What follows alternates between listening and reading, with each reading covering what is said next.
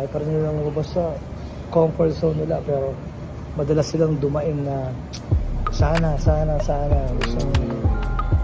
mangyayari. Same page. Doon ka pa rin sa same page.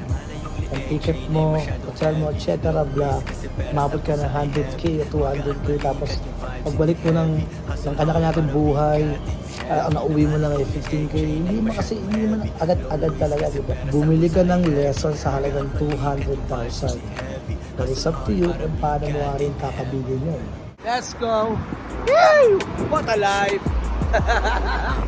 Sa mga gustong sumubok o ayaw sumubok, lahat yan choice mo. Diba? Matuto kayo magtanong. Pag nag-gets mo yun, nagtanim kayo ha. Be honest. Yeah. Sa lahat, be honest. Yeah. Na huwag ka malalamang ng kapwa mo. Don't cheat. Don't cheat. Tapos, mag-pray ka lagi kay God. Always thank God. Andiyan na lahat ng code. So, kailan ka tataya? Kailan mo susubukan? Diba?